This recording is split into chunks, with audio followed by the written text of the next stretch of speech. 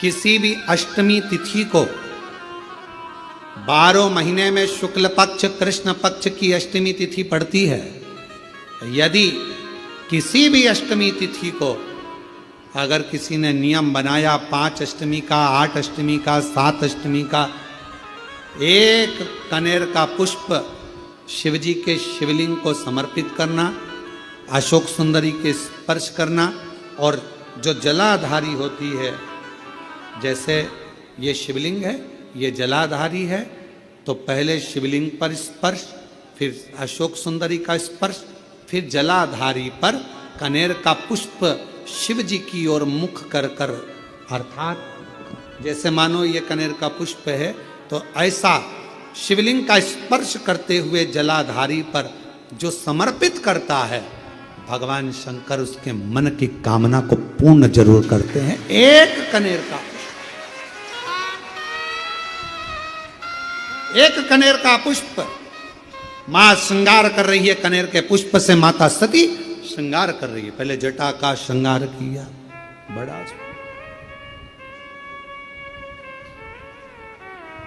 बड़ा और टेढ़ा सा चंद्र सिर पर रखा है किस अदा से, टेढ़ा सा चंद्र सिर पर रखा है किस अदा से, करुणा बरस रही है, करुणा भरी निगाह से, करुणा बरस रही है, करुणा भरी निगाह से।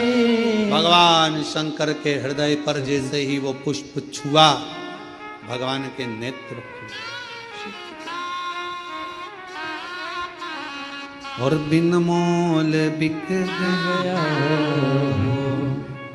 जब से छवि निहारी, फूलों में सज रहे गोरा के त्रिपुरारी, फूलों में सज रहे हैं गोरा के त्रिपुरारी, फूलों में सज रहे हैं। सती मैया ने कनेर के पुष्प से जटा का श्रृंगार करा, कर्णों का श्रृंगार करा, गले का श्रृंगार करा, वही कनेर का पुष्प हृदय तक गया। फूलों में सज रहे हैं गोरा के त्रिपुरारी, और साथ सज रही है, और साथ सज रही है हिमवान की दुलारी, और साथ सज रही है हिमवान की दुलारी। माता सती ने जैसे स्पर्श कराया शिव जी के नेत्र को, सती क्या बात है, आज आप अचानक यहां, अचानक आपसे एक निवेदन करें आज शिव महापुराण के माध्यम से, जितने भी शिव भक्त कथा को सुन रहे हैं आस्था चैनल पर, फेसबुक यूट्यूब पर, आपसे आज एक निवेदन करते हैं, करके देखिएगा। रोज मंदिर जाते हो, रोज जल चढ़ाते हो, रोज झाड़ू पोछा भी लगाते हो, रोज तुम कुछ ना कुछ जो रोज करते हो ना, रोज प्रतिदिन जो करते हो, कभी कभी हफ्ते में, महीने में एक बार थोड़ा सा बदल कर देखो, थोड़ा। रोज झाड़ू लगाते हो, पोछा लगाते हो, आज बाबा का थोड़ा श्रृंगार करो। रोज फूल लेकर जाते हो, बेलपत्र लेकर जाते हो, आज घर पे थोड़ा सा चंदन घिसो, थोड़ा चंदन। किसके लिए घिस रही हो? जम के बोलो जरा, अपने भोले बाबा। थोड़ा चंदन घिसो, वो नहीं, डब्बी मिलती है बाजार में, लोग आगे अष्टगंध को ही चंदन समझ लेते हैं, और थोड़ा सा पानी में घोला और श्रृंगार करके पोत के बाबा को लगाकर आ गए। ना ना ना ना, ऐसा नहीं। थोड़ा 2 बूंद पानी, डालकर थोड़ा सा फिर चंदन को धीरे धीरे घिस रहे हो।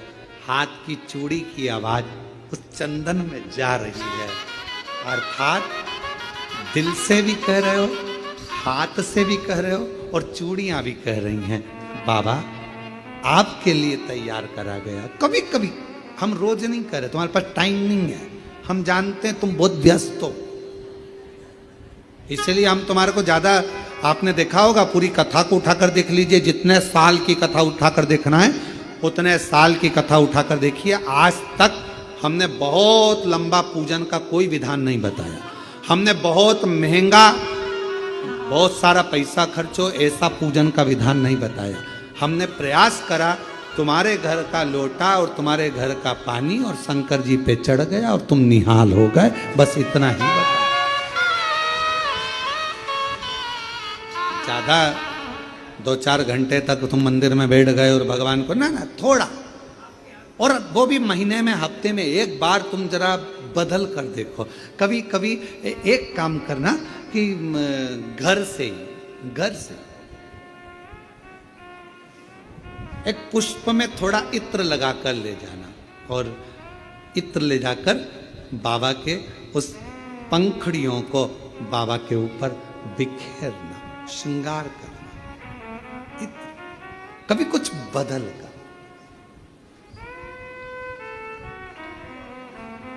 कभी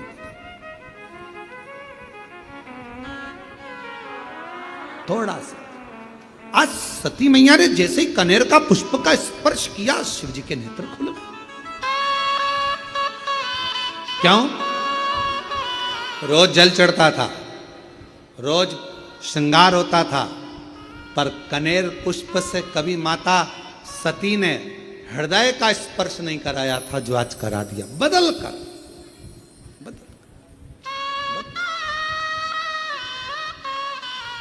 शिव जी के सती, मांगो तुम्हें क्या चाहिए। सती जी ने कहा, बहुत विचित्र कथा है, थोड़ा ध्यान देना, ये कथा अभी तक इस पवित्र व्यासपीठ पर नहीं आई थी।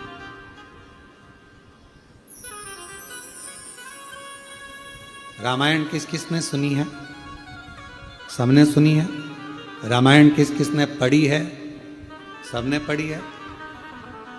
आप लोगों को मालूम होगा कि राम जी को वन किसने भेजा था, वचन किसने मांगा था? माता कैकेयी ने। किसने मांगा था? परेशान नहीं आ रहा अंदर। माता कैकेयी। अब जरा विचार करिएगा कि माता कैकेयी राम जी से कितना प्रेम करती थी,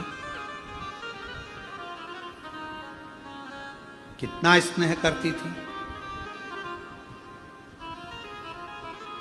पर माता कैकेयी ने राम जी को वन क्यों भेजा?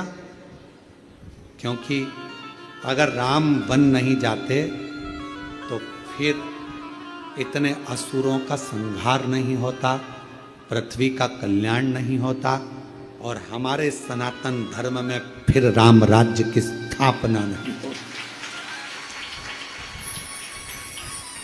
सती माता,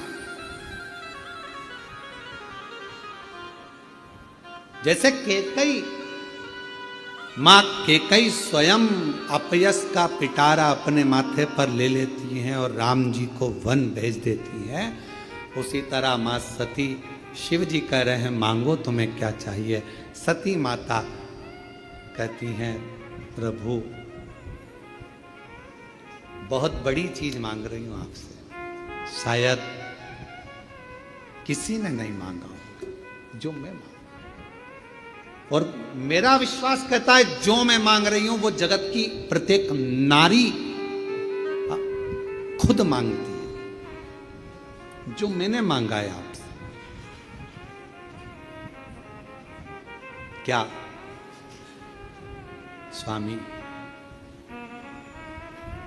अखंड सौभाग्यवती हो कर इस संसार से जाना चाहती, अखंड सौभाग्यवती को चाहिए। अखंड सौभाग्यवती मतलब तू मेरे से पहले जाना चाहती है अभी? हां, क्यों? एक मेरी भक्त है मैना, हिमवान की धर्म पत्नी, हिमालय राज की धर्म पत्नी मैना मेरा तप कर रही है, मेरी साधना कर रही है, और मेरे को उसने मुझे मांगा है कि तुम मेरे घर में पुत्री बनकर आ। शिवजी कहते हैं तो उसको तेरे जैसी कोई बेटी दे दे। मैना नहीं मान रही। मैनावती ने कहा है कि आपके जैसी बेटी मेरे घर में जन्म, आपके जैसी मतलब आप जैसी नहीं, आप जन्म लो। शंकर भगवान ने कहा कि मैं समझाता हूं मैनावती को, तुम रुको यहां।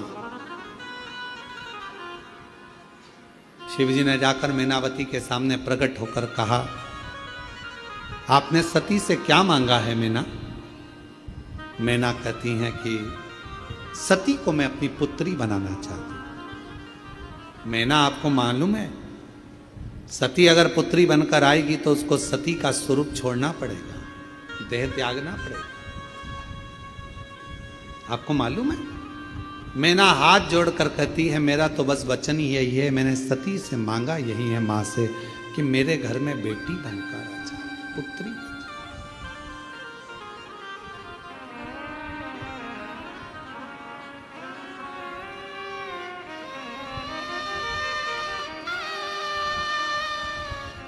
और मांगा है भोलेनाथ से वरदान एक ही, मांगा है भोलेनाथ से वरदान एक ही।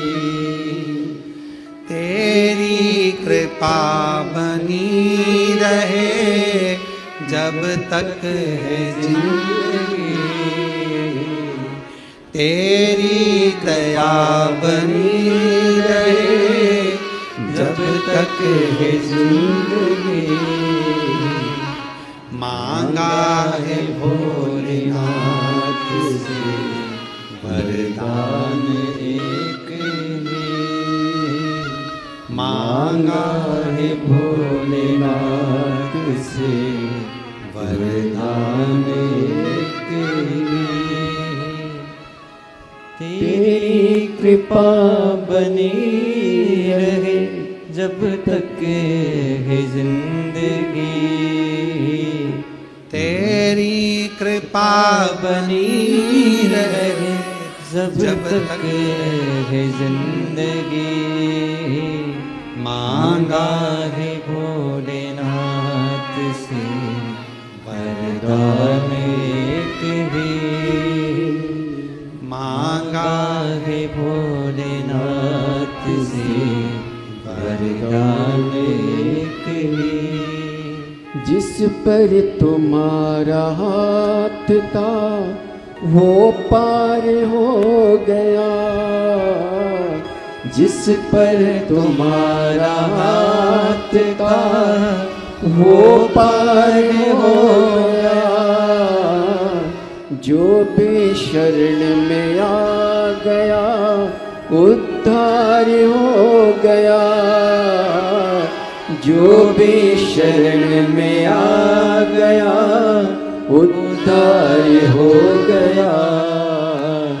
जिसने भरोसा कर लिया डूबा कभी नहीं, जिसने भरोसा कर लिया डूबा कभी नहीं। मांगा है भोलेनाथ से वरदान एक ही, मांगा है भोलेनाथ से वरदान एक ही, मांगा है भोलेनाथ से वरदान एक ही, तेरी कृपा बनी रहे जब तक है जिंदगी। बाबा, मैंने एक ही वरदान मांगा है, सती को मेरे घर में पुत्री के रूप में मांगा, केवल एक वरदान, सती को मेरे घर में बेटी के रूप में मांगा। शिव जी कह रहे तुम और कुछ मांग लो, सती प्राण त्याग देगी। मैनावती जी कह रही हैं तो माता सती मेरे सामने आकर कह दे कि मैं नहीं दे सकती। शिव जी कहते हैं कैसी बात करती हो मैना, वो आद्य शक्ति है, वो दुर्गा, वो भवानी, वो अष्ट भुजा धात्री, वो कुष्मांडा, वो चंद्र घंटा, वो स्कंदा है, जो नवरात्र की साधना करता है, जो मांगता है वो दुर्गा वो दे देती है। जो नवरात्र की साधना करता है वो देती है। और तुमने 9 दिन तक शुक्ल पक्ष की अष्टमी से लेकर 1 वर्ष शुक्ल पक्ष की अष्टमी तक लगातार तुमने देवी की आराधना करी है सती की, वो तुम्हें नहीं देगी, देना पड़ेगा। वो तो मैं आया हूं कहने के लिए कि तुम और कुछ मांग लो ना।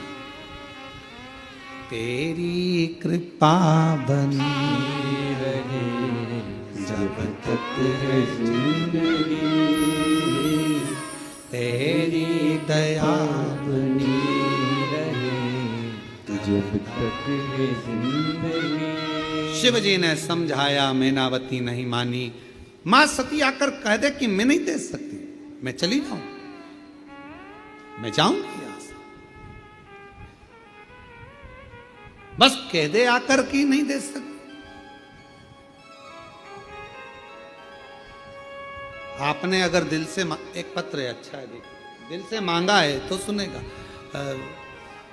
मैं कृष्णा मीणा, तहसील विराटनगर, जिला जयपुर, राजस्थान से आई हूँ। कहीं बैठी हो तो हाथ हिला सकती हैं आप, ही आ जाइए, एक बेलपत्र ले जाइएगा, आ जाइए। मैं कृष्णा मीणा, विराटनगर, जिला जयपुर, राजस्थान से हूँ।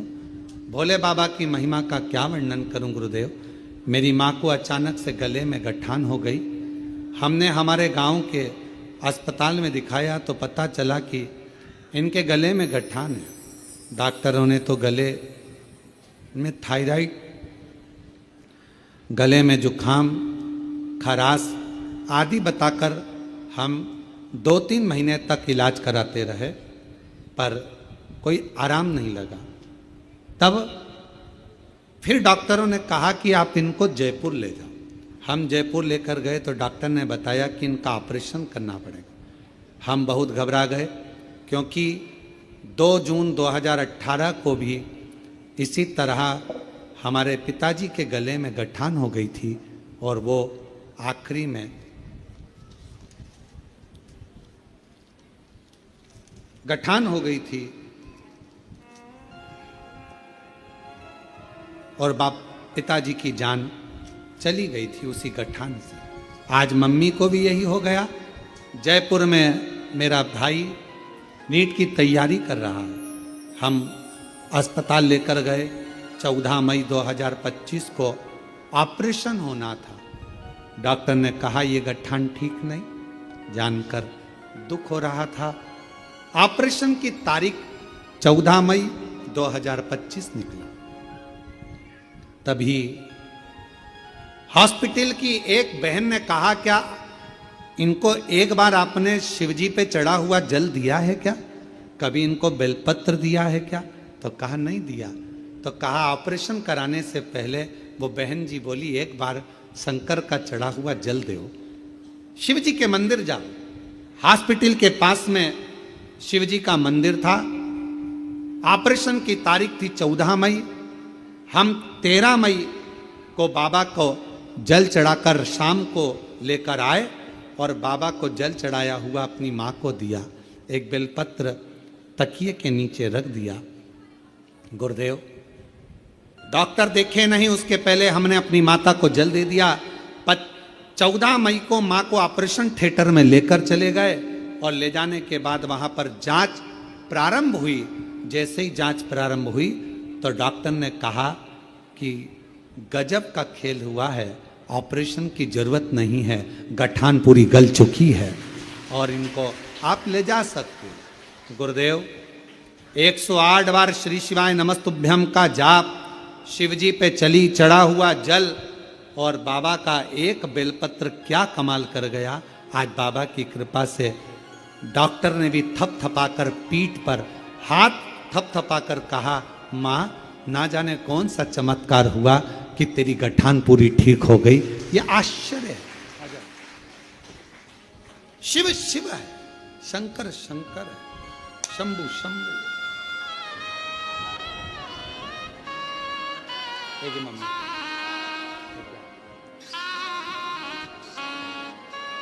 बेलपत्र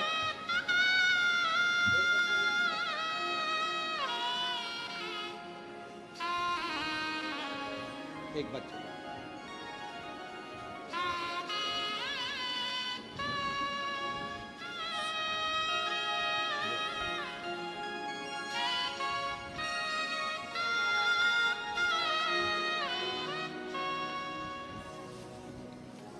शिव आराधना का फल क्या?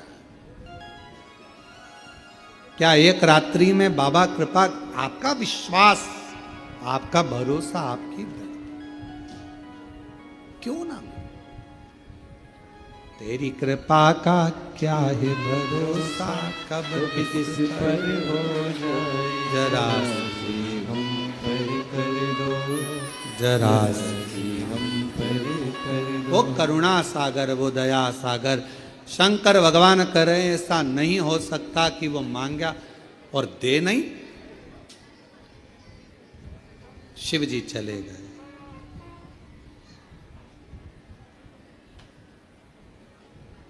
शंकर भगवान चले गए। सती माता बैठी थी, भगवान शिव को निहार रही थी। शंकर भगवान ने देखा मां सती को तो कहा, सती क्या चाहती हो? सती कहती हैं, बाबा बस जो मैना ने मांगा है, जो मैनावती ने मांगा है, वो तो मुझे देना ही पड़ेगा, देना। सती तुमको मालूम है तुम्हारे शरीर छूट जाएगा, तुमको मालूम है ये शरीर तुम्हारा छूट जाएगा। सती कहती हैं, अगर अपने भक्त को कुछ देना है तो कुछ तो छोड़ना पड़ेगा, कुछ तो छोड़ना पड़ेगा।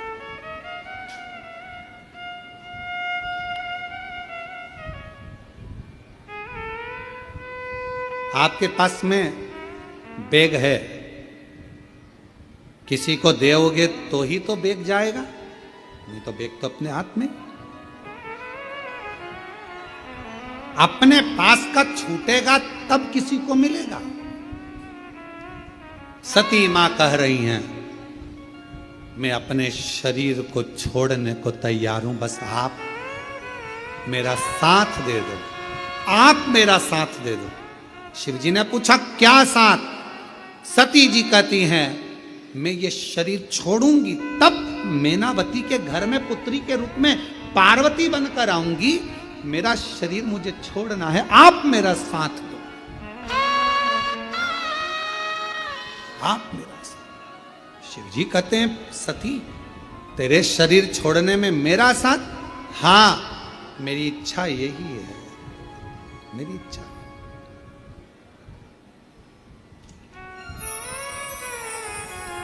बाबा रहूंगी तो आपकी ही।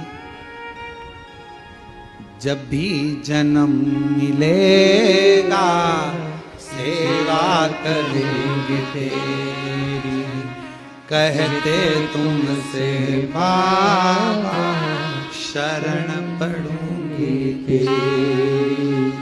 देना साथ हमारा बाबा, बन कर के तुम साथी।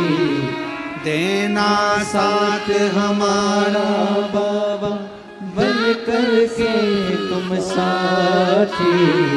बाबा भोलानाथ है हमारा तुम्हारा, तुम्हारा तुम्हारा। बाबा मैं आपकी, आप मेरे हो।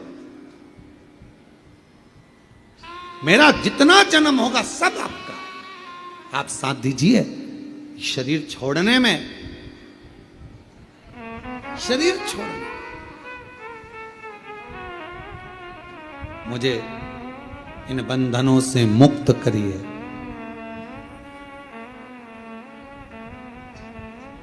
आज अगर आपकी ये सती जाएगी,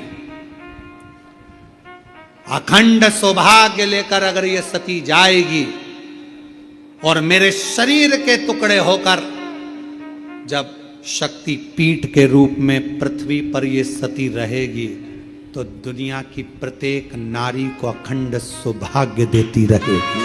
अखंड ये जाने दो, मुझे जाना।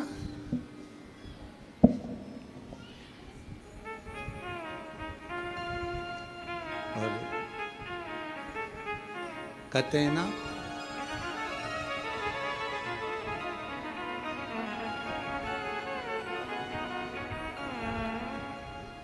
मैया की आराधना साधना, वो कहे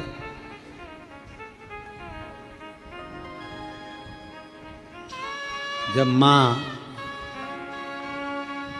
देने पर आ जाती है तो अपने पास कुछ भी नहीं रखती है।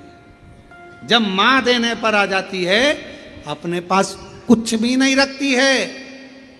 और मेरी माता सती ने उसी समय पर मैनावती को वर दे दिया, तुम्हारे घर में पुत्री बनकर आऊंगी। मैनावती समझ नहीं पाई, मैनावती को समझ नहीं आया कि ये मांगा मैंने और मां सती तो अपने प्राणों को त्याग देगी मेरे घर में बेटी बनने के लिए, मेरे घर में पुत्री बनने के लिए। मैं बेटी बनकर आऊं।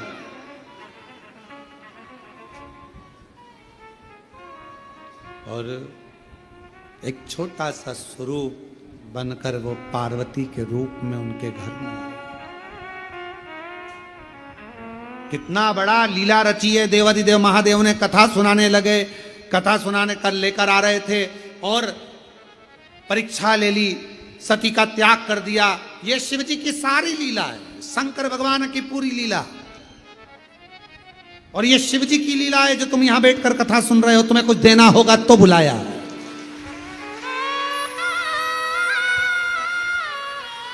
शिव जी की लीला है, शंकर भगवान की लीला है। शिव जी ने लीला रची माता सती के लिए और आखिरी में दक्ष प्रजापति के यज्ञ में सती माता जी पहुंच गईं।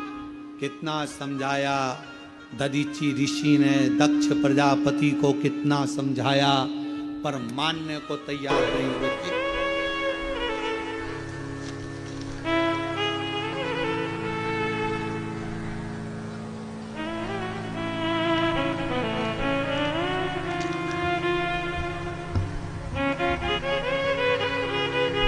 गुरुदेव के चरणों को आनंद हो।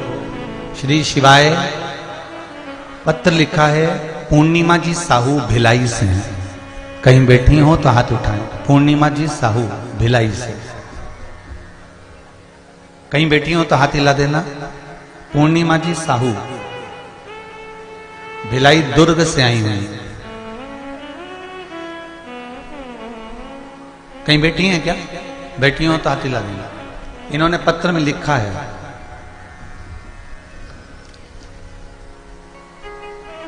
शिव महापुराण में पशुपति नाथ का व्रत किया, जानकारी प्रदान किया था आपने। उसको करने से मेरी मनोकामना पूर्ण हुई। 2 बच्चे हैं, दोनों बच्चों की नौकरी नहीं थी। गुरुदेव, मैंने शिव जी से कहकर पशुपति व्रत किया था। 5 व्रत का चमत्कार क्या होता है पशुपति नाथ का, मैं इस पत्र में लिख रही हूं। गुरुदेव, पहला व्रत जब मेरा पूर्ण हुआ उसके दूसरे दिन खबर आ गई कि मेरे बड़े बेटे की जहां अप्लाई करी थी वहां नौकरी लग गई है, और चौथे सोमवार का व्रत मेरा पूर्ण हुआ और छोटे बेटे की भी नौकरी लग गई। गुरुदेव, पशुपति व्रत का यह वर्णन मैं कर रही हूं। ये शिव कृपा, ये शिव की दया। एक पत्र और बड़ा सुंदर लिखा है।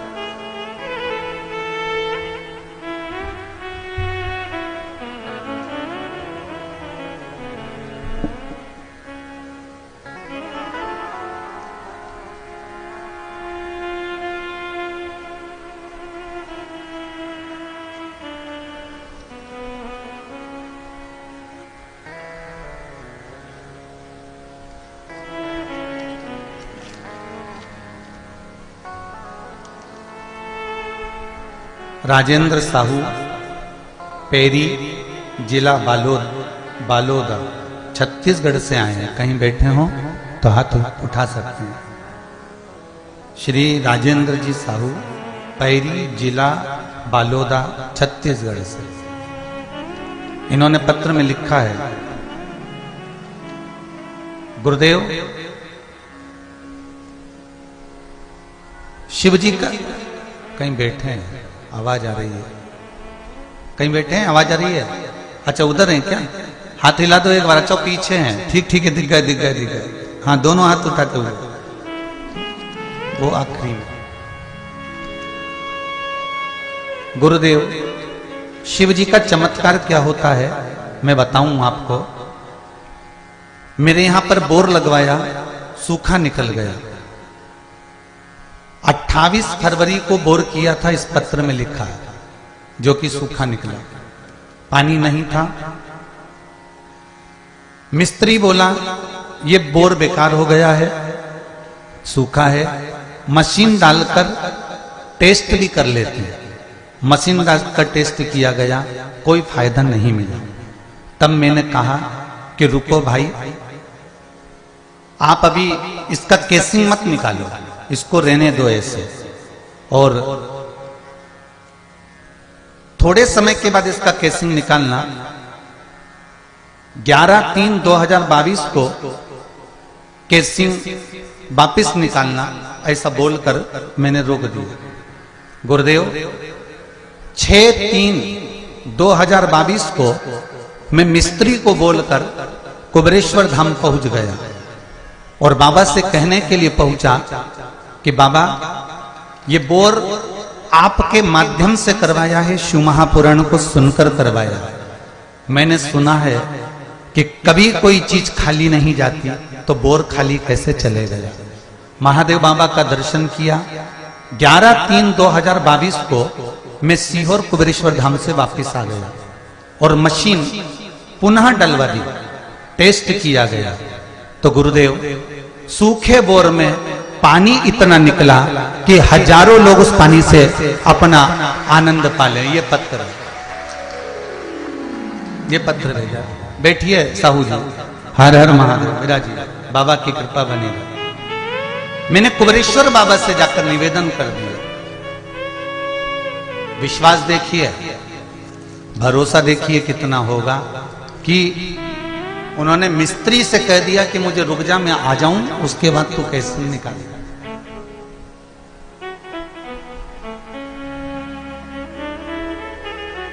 आपसे भी कहूंगा, भरोसा विश्वास अगर दृढ़ है, पूर्ण है, तो धोखा नहीं मिल सकता।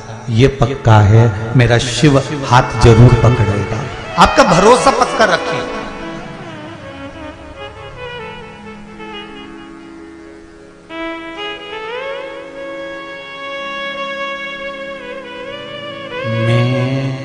तेरे भरोसे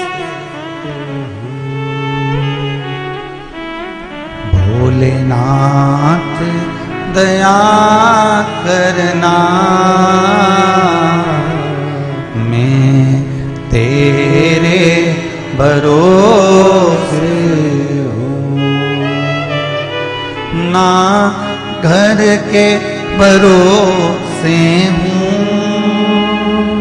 ना परिवार के भरोसे हो,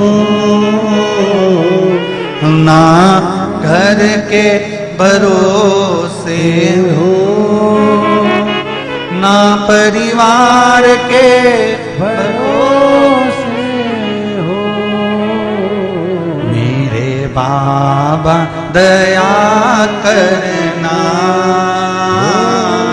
मैं तेरे भरोसे हूँ। मेरे बाबा दया करना, मैं तेरे भरोसे हूँ। घर में सुबह से सबसे पहले यही चला दिया करो, घर के लोग उठे और भजन चालू कर दिया। मेरे बाबा दया करना, मैं तेरे भरोसे हूँ। मेरे बाबा दया करना, मैं तेरे भरोसे हूँ।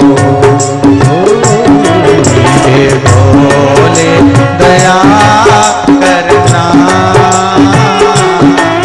मैं तेरे भरोसे हूँ। मेरे बाबा दया करना, मैं तेरे भरोसे हूँ।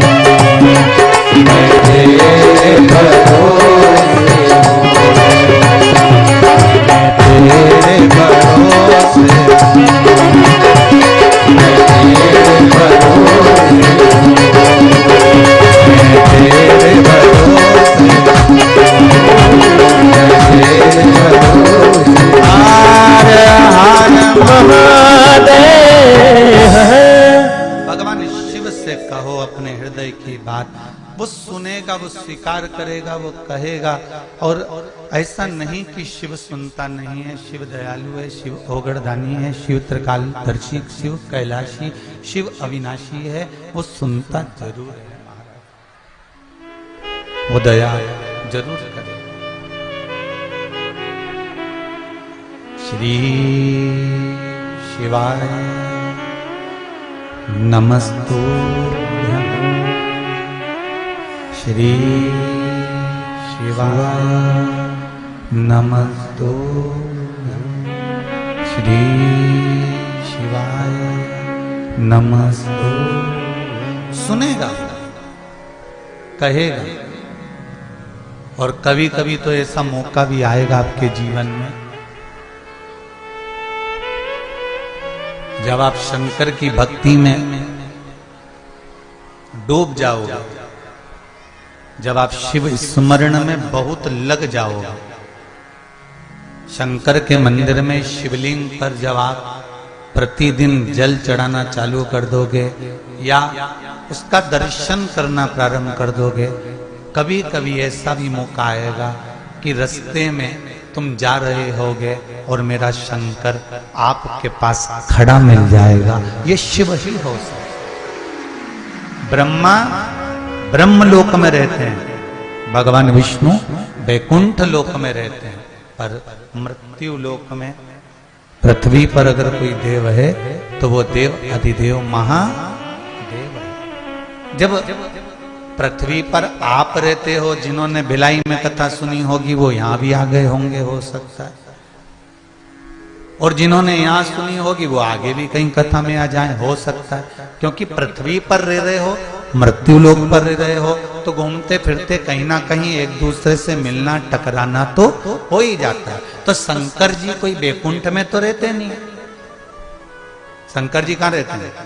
ब्रह्मलोक में नहीं, वैकुंठ लोक में नहीं, इंद्रलोक में नहीं। शिव कहां रहते हैं? मृत्यु लोक में। जब पृथ्वी पर शंकर जी रहते हैं और आप कहां रहते हो? पृथ्वी पर ही रहते हो ना, तो पृथ्वी तो गोल है, तो शिव जी भी घूमते रहते हैं, आप भी घूमते रहते हो, तो कभी भी कहीं पर भी शंकर, मेरा ओघड़ी, मेरा शंभू आपके सामने आ सकता है। उसका भजन करो, वो कभी भी मिल सकता है। रिटर्न बदलवा, वो कभी भी प्राप्त हो सकता है, वो कभी भी मिल सकता है आपको।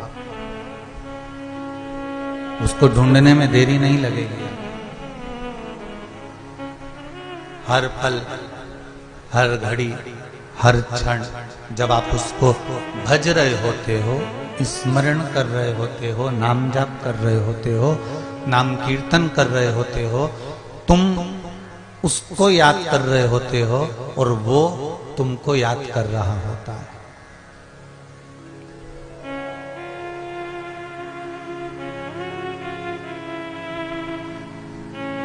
रामचरितमानस में एक लाइन आती है, माता पार्वती जी ने, माता उमा ने, माता सती ने शिव जी से पूछा था, आप नेत्र बंद करके किसका भजन कर रहे हो? शंकर भगवान बोले थे, मैं राम का भजन कर रहा हूं। सीता जी ने एक दिन राम जी से पूछ लिया, तुम किसका भजन कर रहे हो? राम जी बोले, मैं शिव जी का भजन कर रहा हूं। तब तुलसीदास जी कहते हैं, मृत्यु लोक में रहने वाला, संसार में जन्म लेने वाला मनुष्य जब शिव का भजन करता है तो मेरा शंकर उस मनुष्य का भजन करता है। ये कहीं दूर नहीं है। आप राम को भज रहे हो, राम आपको भज रहे हो। आप कृष्ण को भज रहे हो, कृष्ण आपको भज रहे हो। आप शिव को भज रहे हो, शिव आपको भज रहे हो। उसको पाना बड़ा सरल है।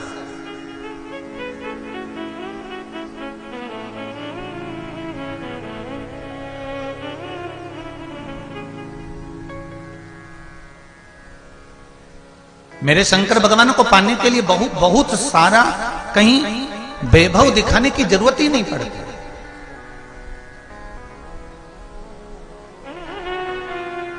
और एक बात और समझ लीजिए,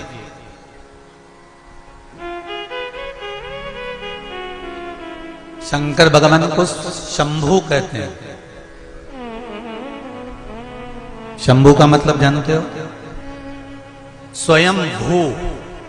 स्वयंभू मतलब ना तो इनका कोई माता है ना इनका कोई पिता है, ये स्वयं प्रकट है।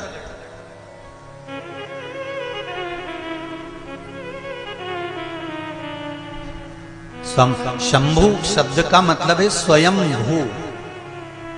इनको किसी ने प्रकट नहीं करा, इनको किसी ने जन्म नहीं दिया। मेरे राम जी महाराज अगर प्रकटे हैं, जन्म हुआ है, तो चौपाइयों में वर्णन आता है, कौशल्या हितकारी, भय प्रकट कृपाला दीन दयाला कौशल्या हितकारी। मेरे कन्हैया जी का जन्म हुआ तो उनके लिए भी वर्णन आया। काल भैरव अष्टमी माता की यशोदा शिवपुराण की सुनने के लिए चैनल को सब्सक्राइब करके ही पूरी शिवपुराण सुन सकते हैं आप। पर शिव जी के लिए कहीं नहीं। शंकर भगवान तो स्वयं भू शंभु हैं, स्वयं प्रकट है। उनको प्रकट करने की सामर्थ्यता किसी में नहीं। और एक बात और समझ लीजिए, आपके हृदय में, आपके भीतर, आपके मन में शंकर भगवान अगर आकर बैठ गए हैं और आप शिव की भक्ति में रम गए हो, तो इसमें सियोर वाले महाराज का कोई हाथ नहीं, कोई काम नहीं। शंकर खुद आना चाहते थे आपके हृदय में, इसलिए वो आ गए। इसमें सियोर वाले महाराज का कोई काम नहीं है।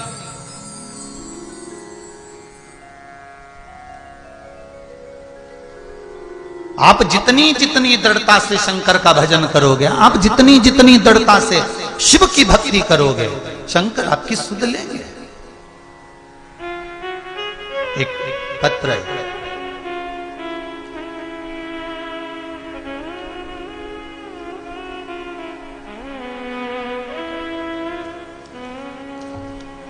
ये बेटी का फोटो भी लगा के भेजा है।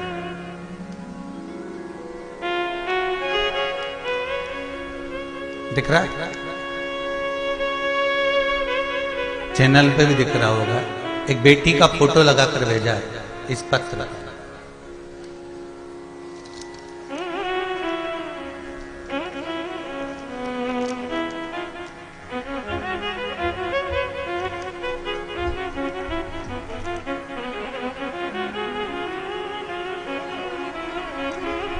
ये फोटो है, बेटी का लगा कर भेजा है। पत्र लिखा है,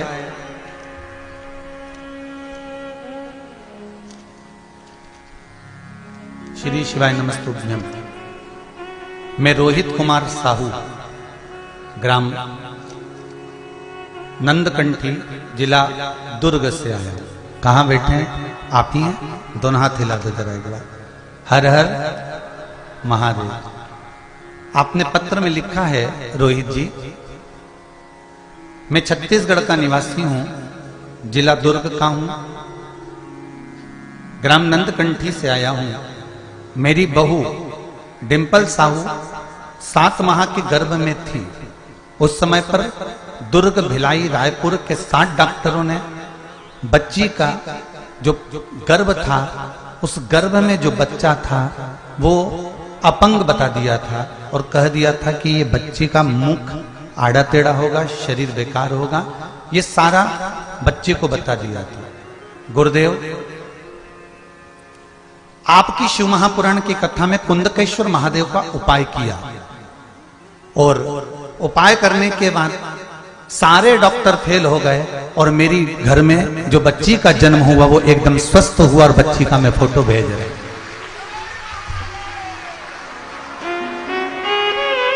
ये बच्ची का फोटो। बैठिए रोहित जी,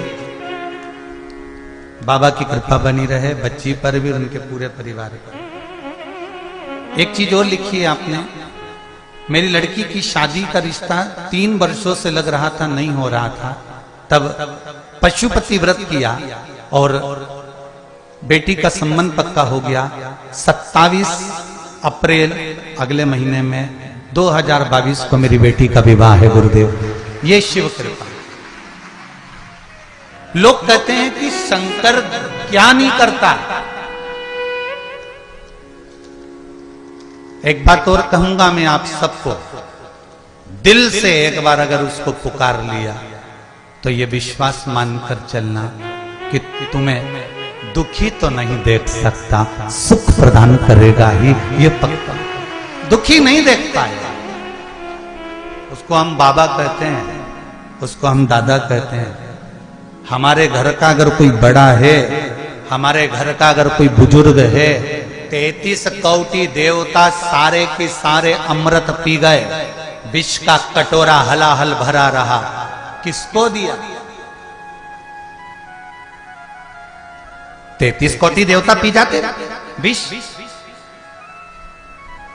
ना भगवान विष्णु ने, ना भगवान ब्रह्मा ने, ना भगवान इंद्र ने, ना वायुदेव ने, ना जलदेव ने, ना वरुण देव ने, ना गरुण देव ने, 33 कोटि देवताओं में किसी ने अमृत पिया पर विष नहीं पिया, किसी ने नहीं पिया। और आखिरी में वो विष का कटोरा शंकर जी के पास भेज दिया गया। विष का कटोरा शिव के पास।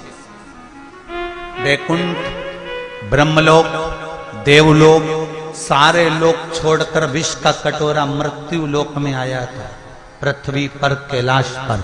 कैलाश आकाश में नहीं टंगा है, कैलाश कहीं वैकुंठ में या कैलाश कहीं ब्रह्मलोक या वैकुंठ लोक में नहीं है, कैलाश मृत्यु लोक में है। विष का कटोरा मृत्यु लोक में आया था तो शंकर भगवान ने माता पार्वती से कह दिया था, सुनो पार्वती, जब देवता विष का कटोरा मेरे पास भेज सकते हैं तो संसार में जन्म लेने वाले मनुष्य के पास भी कब विष आ जाए इसका कोई ठिकाना नहीं है। विष आएगा, कभी निंदा का विष, कभी बुराई का विष, कभी गालियों का विष, कभी अपशब्द का विष, कभी तानों का विष, कभी आड़ी टेढ़ी बात का विष। कभी परिवार में रह रहे हो तो किसी ने कुछ कह दिया, ये विष नहीं तो और क्या, जहर नहीं तो और क्या। किसी ने आड़ा टेढ़ा कह दिया, ये जहर नहीं तो और क्या है। किसी ने कुछ बोल दिया, ये जहर नहीं तो और क्या है। ये जहर, ये विष का प्याला कभी भी, जब देवलोक से मृत्यु लोक में विष आया तो शंकर भगवान ने कह दिया, जब विष मेरे लिए आ सकता है तो संसार वालों के लिए भी विष आ सकता है। बस इतना याद रखना, घबराना मत उस विष से। उस विष से घबराने की जरूरत नहीं है। शंकर जी कहते हैं, मैं उस विष को पी गया था और नीलकंठधारी बन गया था। दुनिया कुछ भी कहे तू उसको पी जा, और पीने के बाद फिर फल मैं दूंगा और जगत में तुझे प्रसिद्ध मैं करा दूंगा। तो विष पी तो सही। हम विष पीना नहीं जानते, हम विष उगलना जानते। महाराज,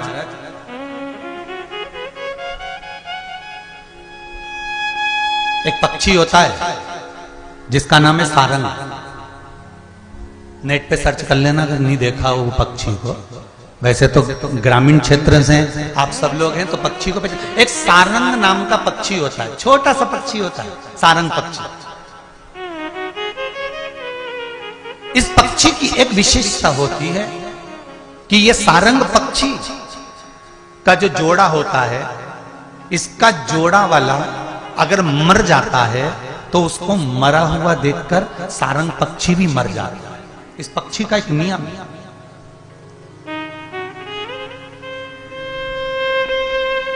एक सारंग पक्षी होता है, वो पक्षी अपने जोड़े को, जिसके साथ में उसका जोड़ा होता है, और जोड़ा अगर मर गया होता है और उसने मरे हुए जोड़े को देख लिया कि मेरा साथ वाला मर गया है, तो सारंग पक्षी भी मर जाता है।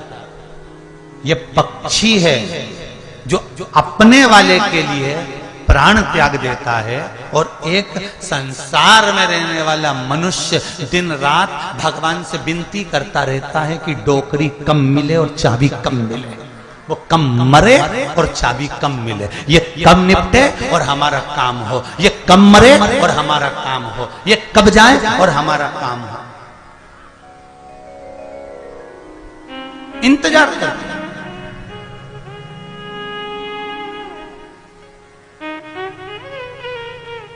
आज मनुष्य में सबसे बड़ी एक कमी है। मानव के अंतर्गत एक कमी सबसे बड़ी है, उसका बुरा हो रहा है, होन दो, हमको क्या करना, ये सबसे बड़ी कमी है। राष्ट्र खड्डे में जा रहा है, जाने दो हमको, बोलो तो क्या करना। पड़ोसी के यहां पर दुख हुआ, होन दो, हमें क्या करना।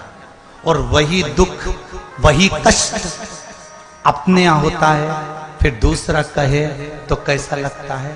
शिव महापुराण की कथा एक बात आप सबसे कहना चाहेगी कि किसी के दुख में आप खड़े हो जाओ, किसी के कष्ट में आप साथ देना चालू कर दो, फिर आपको किसी की जरूरत नहीं पड़ेगी, शिव अपने आप आपको साथ देना चालू कर दो। राष्ट्र पर तकलीफ आए, हमारे सनातनियों पर तकलीफ आए, हमारे राष्ट्र के अंतर्गत तकलीफ आए, हमारे पड़ोस में रहने वाले पर तकलीफ आए, हमारे परिवार में रहने वाले के पास तकलीफ आए, हमारे कुल में रहने वाले को तकलीफ आए, तो पहला फर्ज हमारा बनता है कि हम सामने जाकर खड़े हो जाए।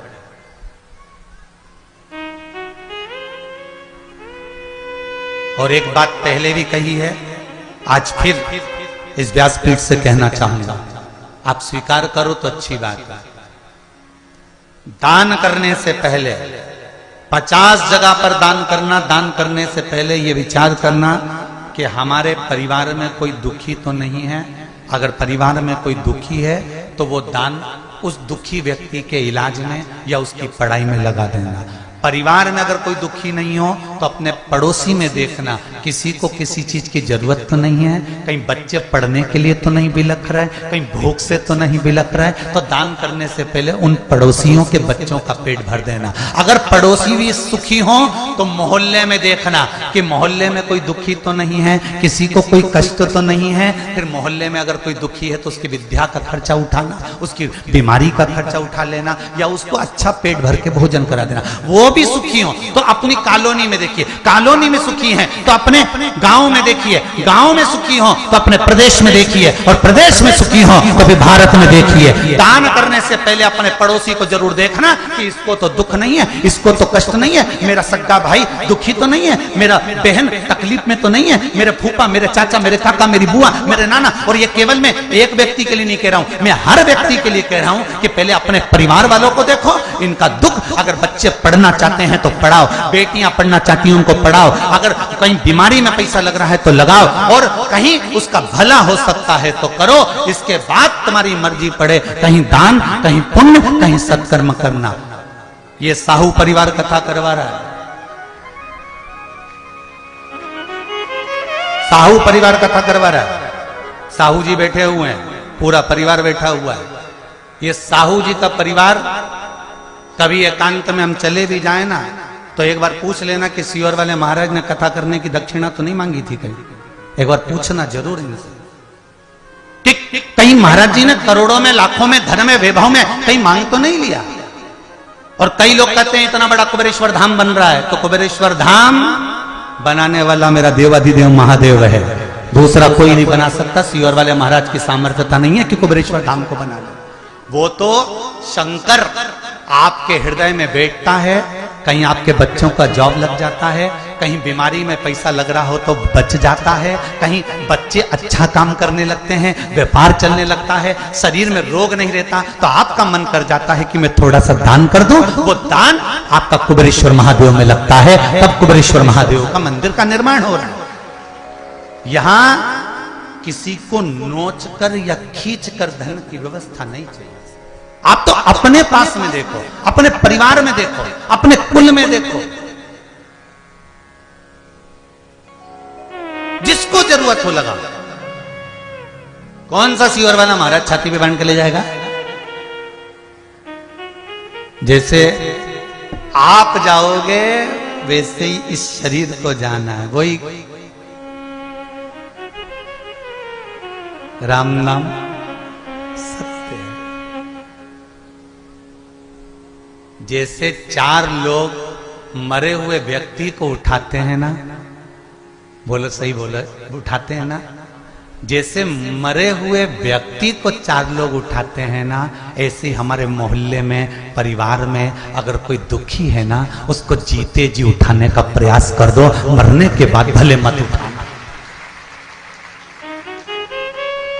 अपने परिवार में, अपने कुल में, अपने मोहल्ले में, अपने गांव में, अपने शहर में, अपने नगर में कोई मरने के बाद भले 4 लोग कंधा मत देना, पर जीते जी अगर किसी को भूखा है, बिलख रहा है, उसके बच्चों की फीस नहीं भरा रही, उसको दवाई का खर्चा नहीं निकल पा रहा, तो जीते जी 4 लोग, मरने के बाद भी तो उठाओगे, तो 4 लोग जीते जी उसका खर्चा उठाना प्रारंभ करो, उसको आगे बढ़ाना प्रारंभ करो, उसको अग्रण्य लेकर जाओ। मेरा राष्ट्र फिर वही, मेरी भारत की भूमि सोने की चिड़िया बन जाएगी, हर जगह पर वही संपदा। आज सबसे बड़ी बात बताना चाह रहा हूं, दूसरे धर्म में विदेशों से धन आता है और वो तुमको लोभ देते हैं। दूसरे धर्म में विदेशों से धन आता है, वो आपको लोभ देते हैं, इतने दुखी हो हमारे धर्म में आ जाओ, हम तुम्हारे बच्चे की नौकरी लगवा लेंगे, तुम आना तो चालू करो, हमारे यहाँ आओ तो सही, फिर हमारे हॉस्पिटल में आओ, फिर हमारे यहाँ एजुकेशन में आओ, फिर हमारे यहाँ हमारे हो जाओ, फिर हिंदू धर्म में कभी मत जाओ। क्यों? कारण क्या है? कमजोर आप हो, कमजोर आप पढ़ रहे हो। क्यों? क्योंकि तुम्हें वहां अच्छा दिख रहा है। अगर 4 लोग मोहल्ले के, परिवार के किसी गरीब को साथ देना चालू कर देंगे तो यह पक्का है कि मेरा सनातनी टूटेगा नहीं और दूसरी जगह नहीं जाएगा, दूसरे धर्म में प्रवेश नहीं करेगा। आप उसको जोड़ने का प्रयास तो करो।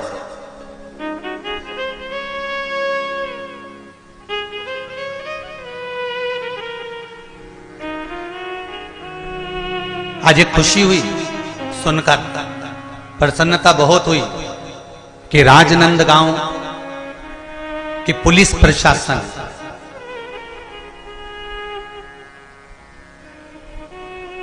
राजनांदगांव की पुलिस प्रशासन, इस बात की प्रसन्नता है मुझे, यहां के प्रशासन को धन्यवाद दूंगा मैं, और पुलिस प्रशासन को धन्यवाद दूंगा कि राजनांदगांव की पुलिस प्रशासन एक मुहिम छेड़ कर रखी है, एक कार्य छेड़ कर रखी है नशा मुक्ति के लिए। नवयुवक टीम को जगाती रहती है कि नशा क्यों करते हो, नवयुवक बच्चों को बताती रहती है कि नशा क्यों करते हो, किस लिए करते हो। इस नशे के बल पर तुम्हारा परिवार टूट रहा है, इस नशे के बल पर तुम्हारा जीवन नष्ट हो रहा है, इस नशे के बल पर घर के जवान की जवान बच्चे बर्बाद हो रहे हैं। ये पुलिस प्रशासन एक मुहिम छेड़ कर रखी है। एक बार जोरदार ताली बजाएं राजनांदगांव पुलिस के लिए। बहुत बहुत धन्यवाद, बहुत बहुत साधुवाद। अच्छा लगा, आप अच्छा करिए, मुझे व्यासपीठ से कहने में आनंद की अनुभूति होगी। आप अच्छा करिए, मुझे व्यासपीठ से बोलने में सुख प्राप्त होगा, क्योंकि राष्ट्र शुद्ध है, देश शुद्ध है, इससे बढ़कर कोई सुख नहीं हो सकता। मेरे शंकर ने विष काय को पिया था जी? क्यों पिया? कि अगर मैं नहीं पीऊंगा ये बाकी के पी जाएंगे तो निपट जाएंगे। तुम्हारे चक्कर में पी गया। सास घर में ठंडी रोटी क्यों खाती है? उसको क्या गर्म रोटी अच्छी नहीं लगती? उसको भी अच्छी लगती है, मुंह में दांत नहीं बिचारी के फिर भी ठंडी खाती है। क्यों खाती है? क्योंकि उसको मालूम है कि कल की बची हुई रोटी ना बहू खाएगी ना छोरा खाएगा, आखिरी में वो गाय को दे देंगे, फेंक देंगे। कैसे जोड़ जोड़ के मैंने इस मकान को बनाया है। सास ठंडी रोटी को दाल में भिंगो भिंगो कर खा जाती है, बहू कहती मम्मी गरम ले लो, सास कहती मुझे ठंडी अच्छी लगती है। क्यों? सास को गरम अच्छी नहीं लगती, गरम अच्छी लगती है, पर मालूम है कि ठंडी रोटी फेंक दी जाएगी और फेंकेंगे तो दिल मेरा दुखेगा, इसलिए सास ठंडी ही खा जाती है। मेरा देवाधिदेव महादेव विष क्यों पिया? जिससे आप बर्बाद ना हो जाओ, आप कष्ट में ना हो जाओ, आपको दुख ना आ जाए, इसलिए मेरे शंकर ने विष पिया है, मेरे शिव ने जहर पी लिया।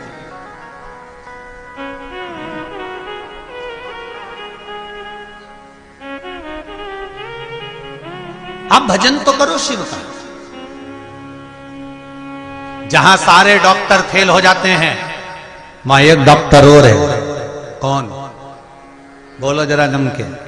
देव अधिदेव देव, सारे 5 से 7 डॉक्टरों ने कह दिया था कि ये बच्ची विकलांग होगी, ये बच्चा विकलांग होगा, शरीर बेकार होगा, और वो बच्चा हुआ। क्यों? क्योंकि कुंदकेश्वर महादेव का नाम ले लिया था, शिव का स्मरण कर लिया था। वो कुंदकेश्वर कोई साधारण नहीं है महाराज। माता पार्वती जी ने जब विदल और उत्पल दोनों आ रहे थे, माता पार्वती को गलत दृष्टि से देख रहे थे, तब माता ने कुंदुक का प्रहार करा था, और वो कुंदुक का प्रहार करा तो विदल और उत्पल दोनों का संहार कर दिया, और शिवजी के चरणों में जाकर वो कुंदुक गिर गया, जिसके कारण शिवजी का नाम कुंदकेश्वर पड़ गया। स्वयं भगवान शंकर ने माता पार्वती से कहा था, पार्वती, जब मनुष्य रोग से ग्रसित होगा, यह मानव का शरीर जब रोगों से घिर जाएगा, तब तेरे फेंके हुए कुंदुक नाम का अगर वो स्मरण करेगा और कुंदकेश्वर का नाम लेकर 1 लोटा जल लाल चंदन मिलाकर मेरे शिवलिंग पर समर्पित करेगा, तो वो रोग से मुक्त हो जाएगा। ये कुंदकेश्वर, ये कुंदकेश्वर है, कोई साधारण नहीं है। भगवान शंकर का एक एक नाम का स्मरण करिए, भगवान शिव के एक एक नाम का स्मरण कर कर देखिए। साधु, सन्यासी, तपस्वी, साधक, उपासक जितने हैं उनका स्मरण करिए।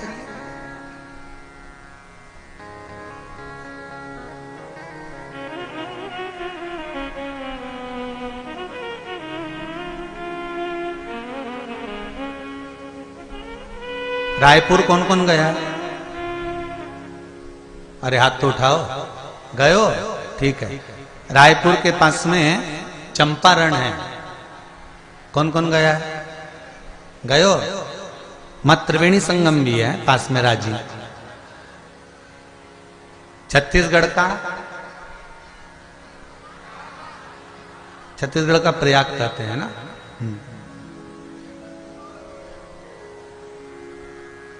चंपारण में चंपेश्वर महादेव दर्शन किस किसने करे? जरा हाथ उठाओ। कने सभी ने?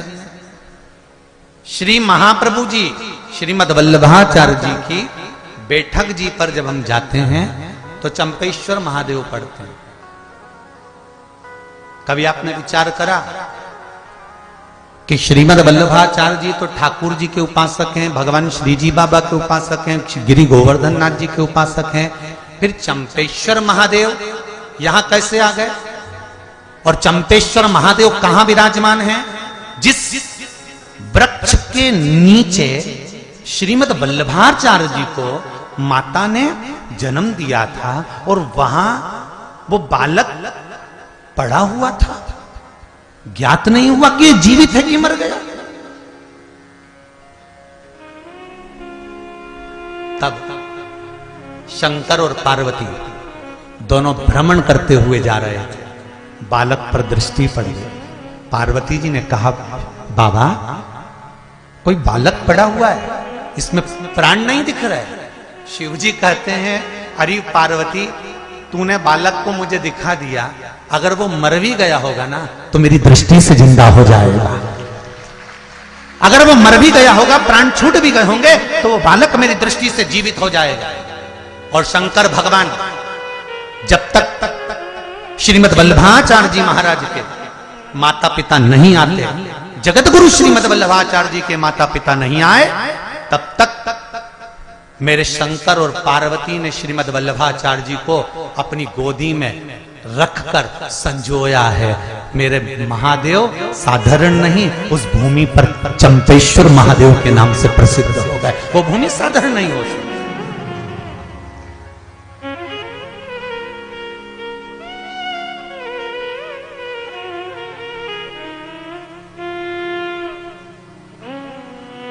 सहज क्या है?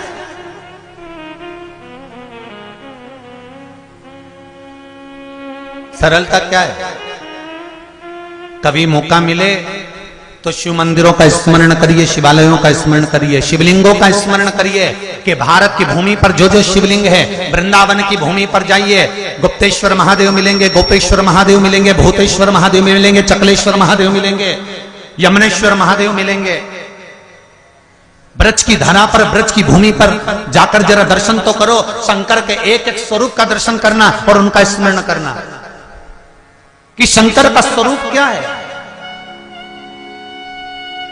वो तो कथाओं के माध्यम से इतना समय नहीं मिल पा रहा है। आज तो काल लोगों भैरव के तो अष्टमी बहुत की फोन आप आते सभी हैं को कि बहुत गुरुजी एक बहुत बार हार्दिक वृंदावन में शुभकामनाएं कथा और बधाई करिए, हो। यहाँ पे इतने सारे शिवलिंग हैं, उनका वर्णन करिए। हम सब सुनना चाहते हैं और प्रयास करेंगे। मेरा अगर बाबा चाहेगा तो वृंदावन की धरा पर भी एक विशाल शिव महापुराण की कथा होगी, जिसमें भूतेश्वर, गुप्तेश्वर, गोपेश्वर, चकलेश्वर, यमुनेश्वर, एक एक शिवलिंग का वर्णन किया जाए कि इनका मूल तत्व क्या है। क्यों मेरे ठाकुर जी इस पावन धरा पर आए, किस लिए आए, क्यों शिव जी के साथ में नृत्य करा, क्यों विष का कटोरा वहां पहुंचाया, क्यों अमृत का कलश वहां पहुंचाया, कारण क्या था।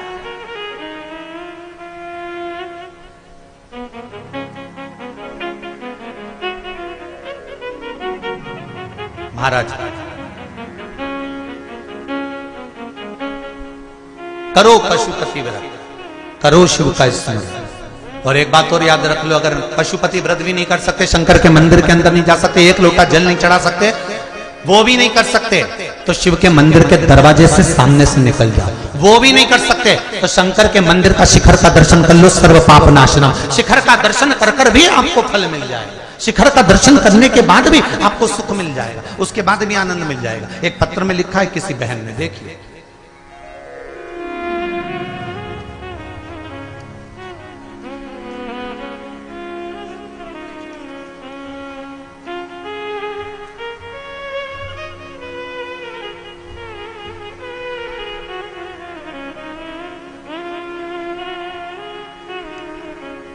एक बात तो है, तुम छत्तीसगढ़ वाले चतुर तो खूब हो रहे। देखो ना जाने कहां की डिजाइन बनाई बाने पत्र में।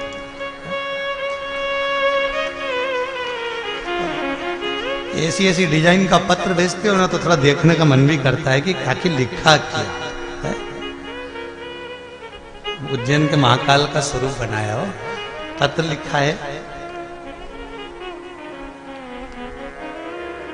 पूर्णिमा दिलीप साहू है, मेरा निवास स्थान नागपुर है, कहीं बैठे हो कहा तो ऊंचा करिएगा। आपको पत्र लिख, आप ही हैं, दोनों हाथ हिला दीजिए एक बार जरा, दोनों हाथ। एक तो बहुत बहुत धन्यवाद, पत्र बड़ा डिजाइन का भेजा उसके लिए, हो बहुत सुंदर पत्र भेजा है, उसके लिए बहुत बहुत साधुवाद। पत्र में आपने लिखा है, दीदी हम महाराष्ट्र नागपुर में रहते हैं, जहां पर जमीन को खरीदना बड़ा कठिन काम है। गुरुजी सब जगह से जब हार गए थे, परिवार वालों का मन था कि थोड़ी जमीन अपने पास भी होना चाहिए, पर महाराष्ट्र के नागपुर जैसे क्षेत्र में जमीन लेना बहुत कठिन काम था। गुरुदेव पशुपति व्रत के बारे में सुना था और वो व्रत करना प्रारंभ करा। उस व्रत की कृपा क्या हुई कि बाबा ने ऐसी कृपा कर दी कि गुरुदेव पशुपतिनाथ का व्रत किया और कई वर्षों से जमीन खरीदने का स्वप्न था। जैसे ही मैंने पशुपतिनाथ का व्रत किया, मेरे तीसरे ही सोमवार को जमीन का सौदा पूर्ण हो गया और बाबा ने मुझे जमीन दिला दी। मैं उनको बहुत बहुत धन्यवाद देना चाहती हूँ। ये शिव कृपा। बैठो बहन, हर हर शिव कृपा होती ही ऐसे। एक ने लिखा है,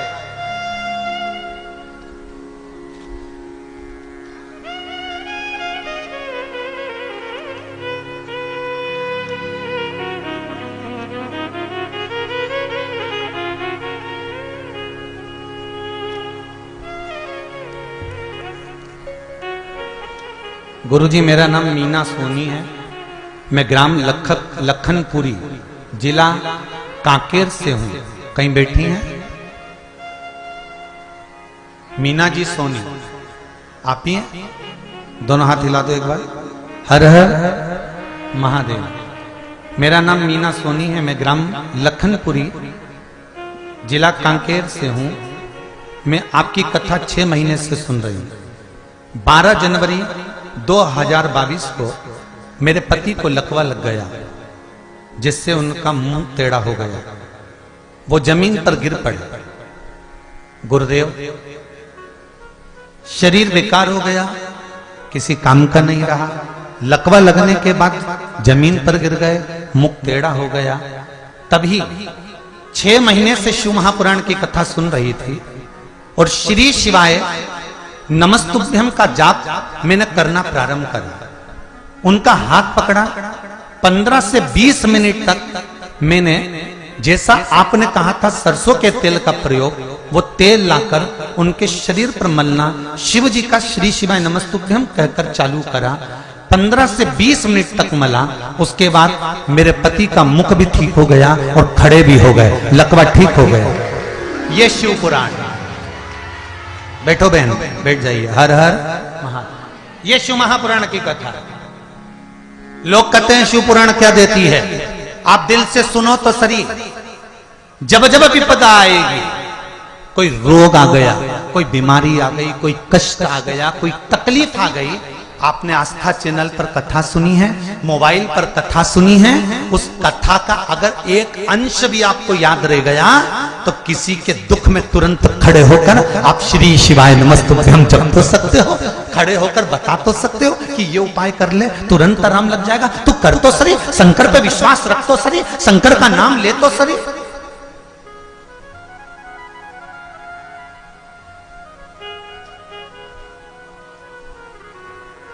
अरे भाई उसको भजो तो।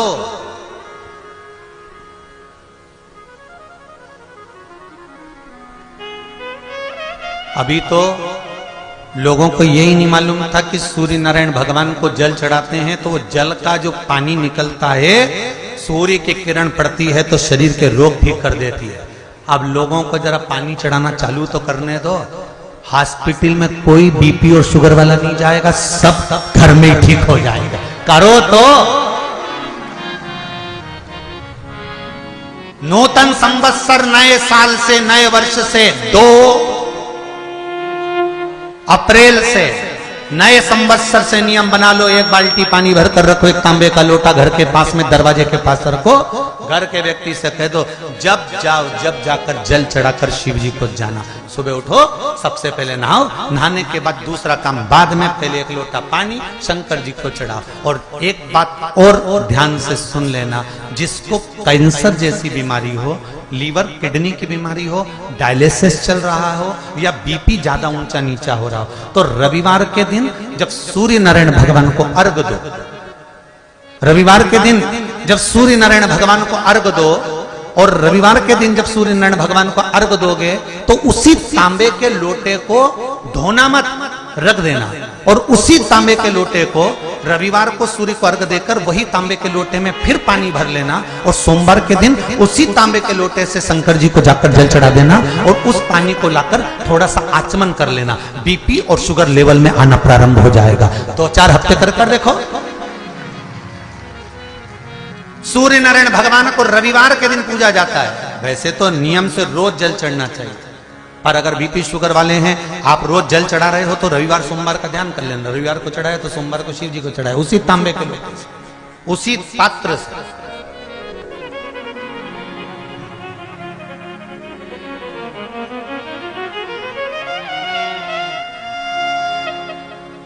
अब भजो उसको।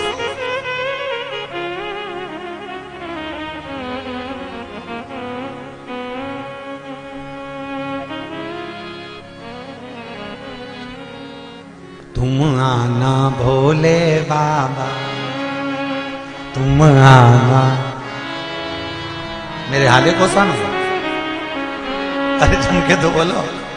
तुम आना भोले बाबा, मेरे हाले को सुनो।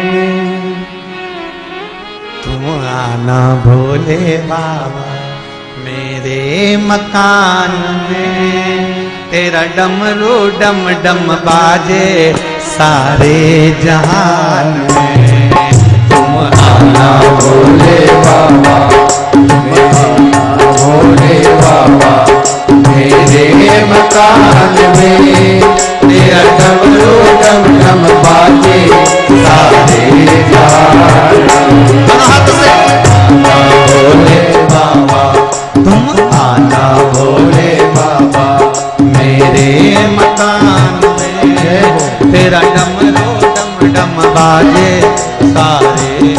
अच्छा चलता चलता क्या कर देते हो कि भजन गड़बड़ हो जाता है। तुम आना भोले बाबा, तुम आना भोले बाबा, मेरे मकान में तेरा डमरू डम डम बाजे सारे जहान में। तुम आना भोले बाबा आओ से मकान में तेरा डमरू डम डम बाजे सारे जहान में। हर हर महादेव बोले।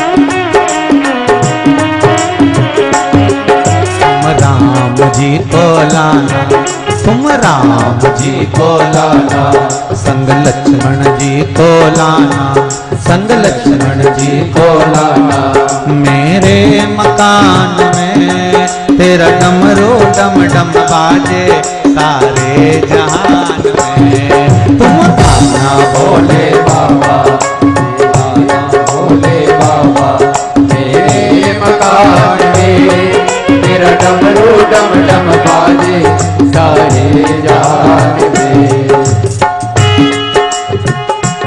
हर भोले बोले।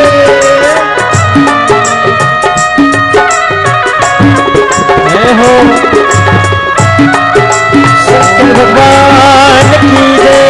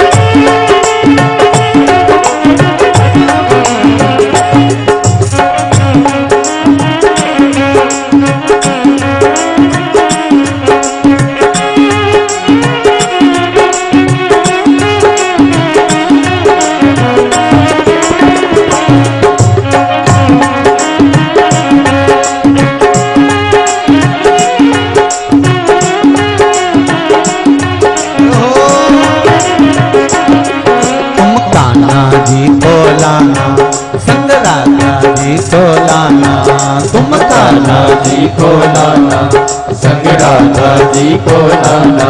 तुम कान्हा जी को लाना, संग राधा जी को लाना। तुम कान्हा जी को लाना, संग राधा जी को लाना। मेरे मकान में तेरा डमरू डम डम बाजे सारे जहान में। तुम आना भोले बाबा तेरे मकान में, तेरा डमरू डम डम बाजे सारे जहान में। तुम आना भोले बाबा मेरे मकान में, तेरा डमरू डम डम बाजे सारे जहान में। तुम आना भोले बाबा मेरे मकान में, तेरा डमरू डम डम बाजे सारे जहान में। मेरा डमरू डम डम बाजे सारे जहान में। तेरा डमरू डम डम बाजे सारे जहान में। तेरा डमरू डम डम बाजे सारे जहान में। तेरा डमरू डम डम बाजे सारे जहान में। तेरा डमरू डम डम बाजे सारे जहान में। तेरा डमरू डम डम बाजे सारे जहान में। महादेव है। भगवान शिव की कथा कहती है आपका हृदय चित्त मन जीवड़ा जो मन है, चित्त है, वृत्ति है, वो अगर शिव में लगी है तो जीवन की सार्थकता है, जीवन का सुख है। श्री शिवाय नमस्तुभ्यं। श्री शिवाय नमस्तुभ्यं। यदि आपका मन, आपका चित्त, आपकी वृत्ति लगी है तो फिर भटकना नहीं है।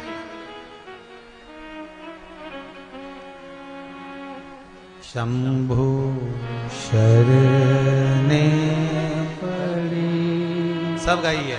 मांगू घड़ी रे घड़ी, दुख काटो दया करी ने दर्शन।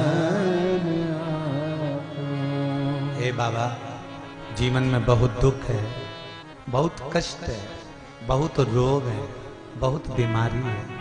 बाबा, हृदय भी बड़ा दुखी रहता है मेरे शंभू। घर में सबको देखते हैं तो तकलीफ नजर आती है। बाबा, ऐसी कृपा करो मेरे दयालु शिव, ऐसी कृपा करो कि जैसे आज साहू परिवार हाले कोसा में कथा करा रहा है, ऐसी एक कथा में भी करवा दूं, ऐसी कृपा बना दो। शिव से कहो, लाखों के दुखड़े जो तू हर गया डमरू वाले, मेरे दुखड़ों को देख कर क्यों डर गया डमरू। बाबा, सब आप कर सकते हो।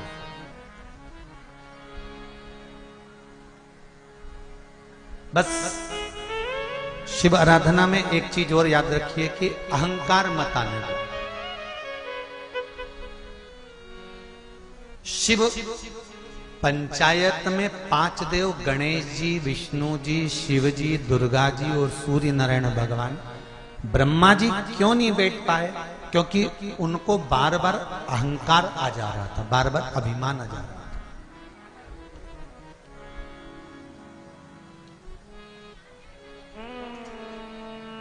सब कुछ आए पर हम नहीं आना चाहिए।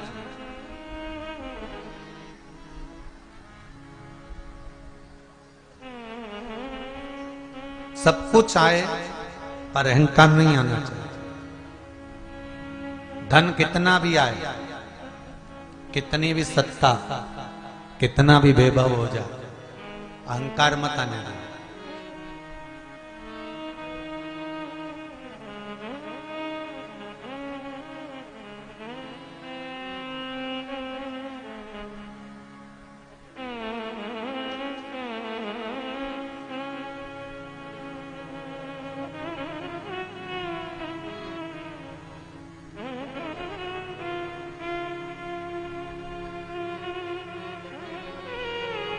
दिनेश जी, हम इस व्यासपीठ से आपका बार बार नाम नहीं लेना चाह रहे थे, पर एक भक्त ने पत्र ही लिख दिया आपके लिए। कोई संजय कुमार जी सिन्हा है, पड़ोसी गांव बोरी रड़ी छुरिया से। हाँ, तुम समझ गए ना, बस बहुत है, ठीक है। अब बोई रेडी है ना। एक काम करते हैं, 2-4-8 दिन के लिए आ जाते हैं तो हमको छत्तीसगढ़िया सिखा देगा, ठीक है। छत्तीसगढ़िया सबले बढ़िया हो, तो उतनी काफी है ना, फिर कहाँ जरूरत है, ठीक है।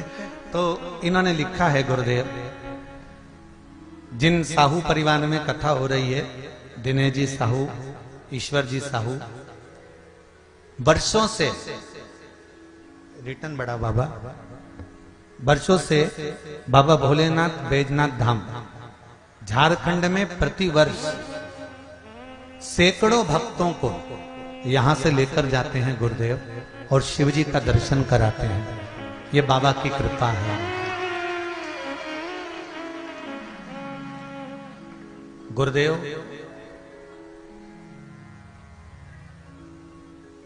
दिनेश भाई एवं उनका परिवार शिव भक्त, शिव भक्ति के कारण यह कार्य संभव कर पाया।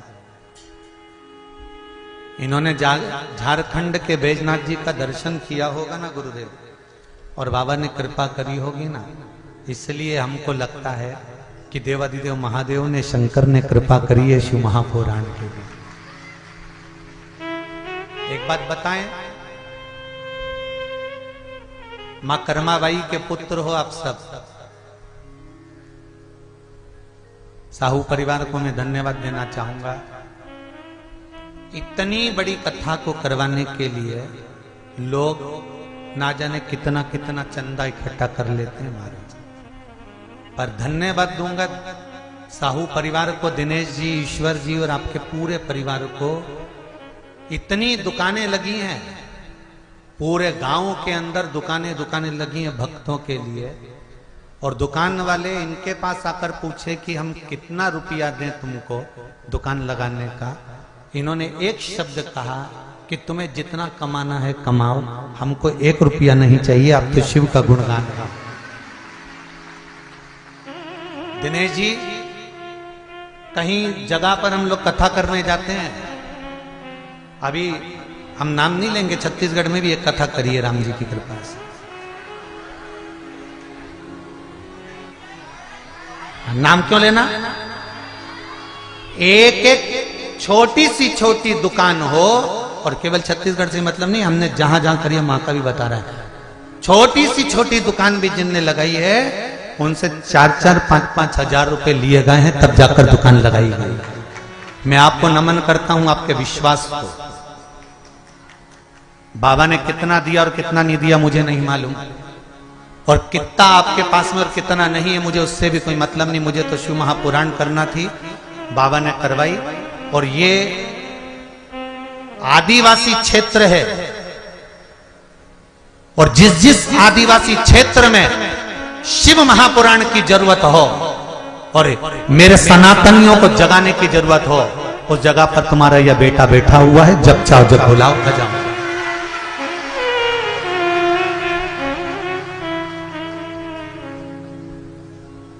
इस क्षेत्र में कथा की जरूरत थी, इस क्षेत्र में कथा की बहुत जरूरत थी। यहां लोग भटक रहे थे, शंकर को नहीं जान पाए। आज आप सब लोग जो आए हो ना बाहर से इस गांव में, इस गांव का आपने विकास कर दिया साहब, इस गांव को आगे बढ़ा दिया आपने। आने से मेहमान जब आते हैं ना किसी के घर में, तो घर वालों का हौसला बढ़ता है कि मेरे घर में मेरी जीजी आई, मेरे काका जी आए, मेरी बुआ जी आई, मेरे फूफा जी आए। पर जब इस हौले के कोसा गांव के अंतर्गत, हले कोसा के अंतर्गत जब आप आए हैं, तो यहां पर आने से आप लोगों ने गांव का एक एक घर का एक विश्वास बढ़ा दिया है। आप लोगों ने विश्वास जागृत कर दिया है। इस गांव के अंदर जो ऊर्जा दी है आप लोगों, बहुत बहुत धन्यवाद। दिल से कथा है, एक साधारण छोटी सी दुकान, वो भी छोटे से गांव में, और छोटी सी दुकान के अंतर्गत छोटा सा कामकाज करना, ये तो शिव ही करा सकता है, किसी की सामर्थ्यता नहीं है। और वो जो करता है उसके सिवाय कोई नहीं कर सकता। एक पत्र कितना सुंदर आया है, कोई सिस्टर मैडम ने लिखा है,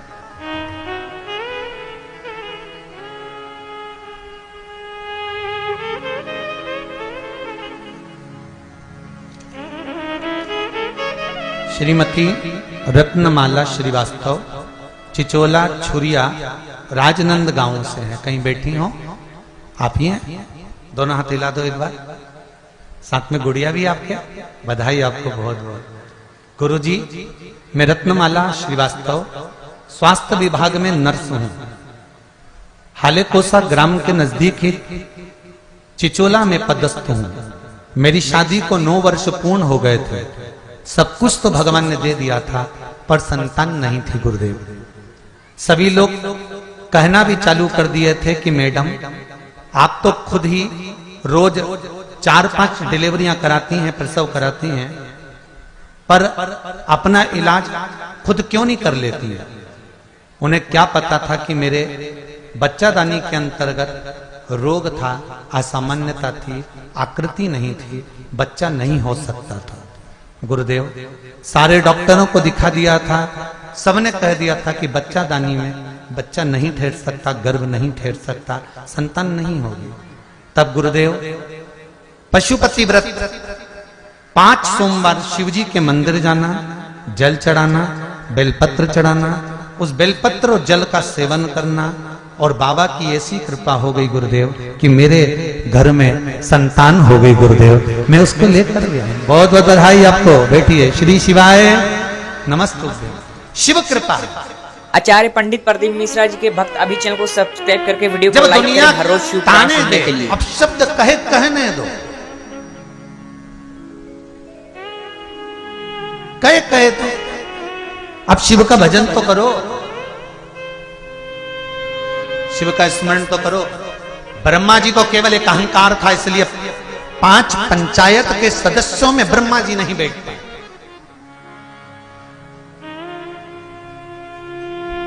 आप और हम अगर अभिमान में आ जाएंगे तो हम भी 5 सदस्यों में नहीं बैठ पाएंगे। आप और हम अगर अभिमान में आ जाएंगे तो 5 सदस्य कौन है? अपने घर के ही लोग। अहंकार के चलते हमारे घर के लोगों के साथ भी हम नहीं बैठ पाएंगे।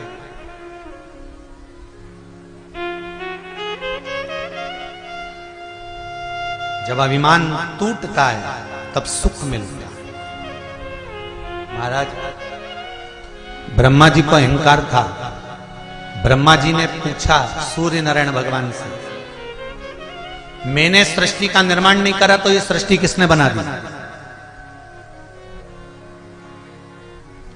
जब मैंने सृष्टि नहीं बनाई तो ये सृष्टि किसने बनाई?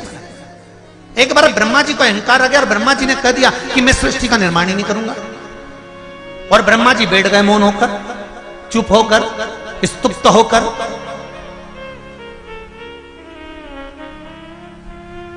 और जब मौन होकर, स्तुप्त होकर ब्रह्मा जी बैठे, सृष्टि का निर्माण बंद हो गया। सृष्टि बनाने वाला कोई नहीं था।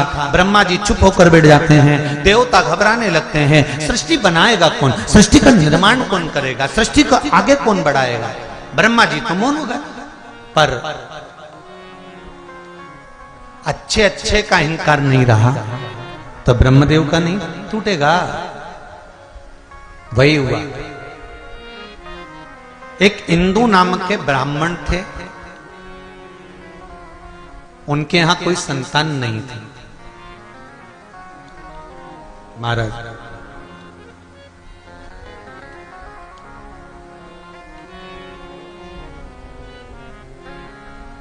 ये पूर्व रचित सृष्टि का वर्णन है। इंदु नाम के ब्राह्मण के घर में औलाद नहीं, संतान नहीं।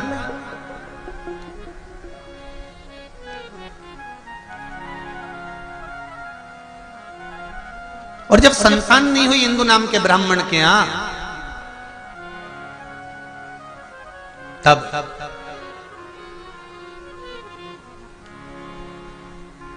इंदु नाम के ब्राह्मण ने शंकर जी की आराधना करना प्रारंभ किया। क्या करता था हिंदू ब्राह्मण?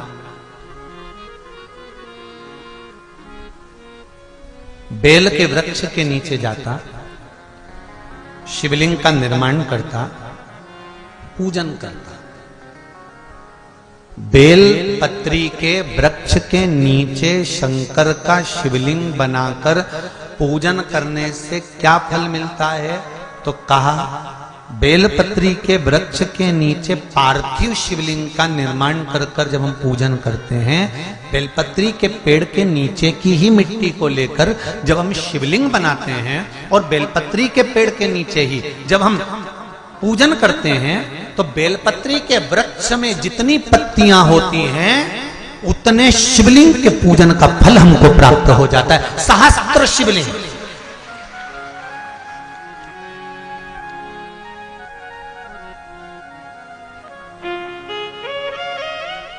सहस्त्र शिवलिंग का फल। हम आपसे भी कहेंगे कभी कभी अगर मौका मिले ना, पार्थिव शिवलिंग का निर्माण करते रहना चाहिए। एक बार सीहोर कुबेरेश्वर धाम में कथा बाची थी, शिवलिंग पार्थिश्वर शिवलिंग शिव महापुराण की कथा। अगर नहीं सुनी हो तो जब फ्री टाइम रहा करे तो उसको सुन लिया करो। पहले बहुत सारी शिव पुराण की कथा बाची है, पार्वती, सती, उमा, गंगा। अभी शिव पंचायत चल रही है। इसके बाद में जो रायसेन में होगी, भोपाल से 40 किलोमीटर की दूरी पर, वहां जो कथा होगी वो त्रिपुंड शिव महापुराण की कथा होगी। वो कथा पूरी होने के बाद में फिर शायद वो 9 तारीख को समापन होगी और 13 तारीख को शिव महापुराण की कथा हरिद्वार में प्रारंभ हो जाएगी। तो हरिद्वार में जो कथा रखी है उसका नाम रखा है शिव पौड़ी। हरि की पौड़ी शिव महापुराण की कथा, हर की पौड़ी, हर का द्वार शिव महापुराण की कथा, जो हरिद्वार में 13 तारीख से प्रारंभ होगी। 13 अप्रैल से है सर, है 13 से 19 अप्रैल तक हरिद्वार की भूमि। तो कथाओं का क्रम अलग अलग है। आप कथा वही है पर उसके रस तत्व को हमको ग्रहण करना है। कई लोग कहते हैं गुरुजी शिव महापुराण की कथा तो आजकल आप छूते हो, बस वो छू लिया ना, चल तो वही रही है ना, है तो शंकरी, सुन तो रखे हो ना।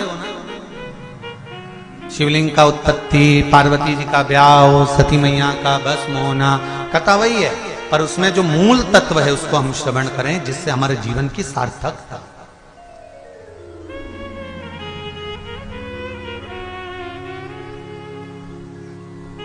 हरिद्वार में 13 अप्रैल से कथा होगी। वो ऋषिकेश रोड पर शिव कोठी है कोई, वहां उस कथा का क्रम रहेगा।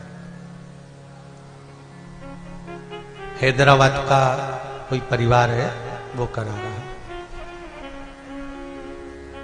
महाराज शिव कथा कह रहे हैं।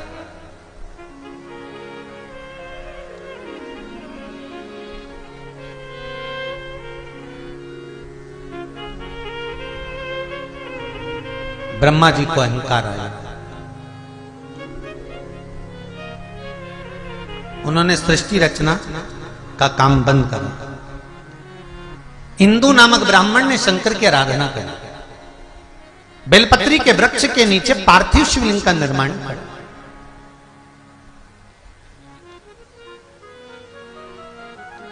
जैसे पीपल के वृक्ष के नीचे लव और कुश ने हनुमान जी को बांध दिया था। हनुमान जी एक एक पीपल के पत्ते को गिन रहे थे और राम राम बोल रहे थे।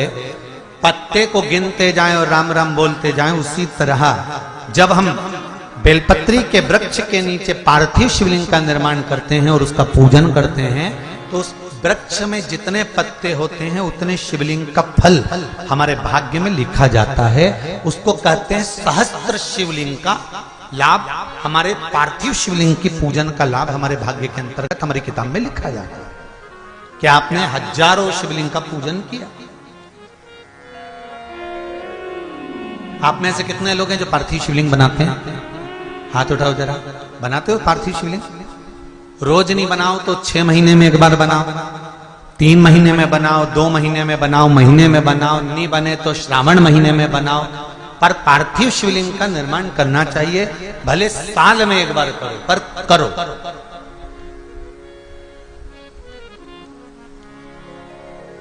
जरूरी है पार्थिव शिवलिंग।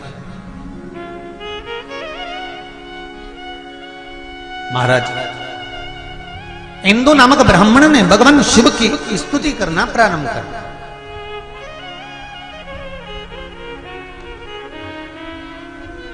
हाँ, ये हरिद्वार की जो कथा है वो शिव फार्म, हरिद्वार में जो कथा होगी 13 अप्रैल से 19 अप्रैल तक आस्था चैनल पर आएगी, वो 1 बजे से 4 बजे तक। शिव फार्म, भूपत वाला रोड, हरिद्वार।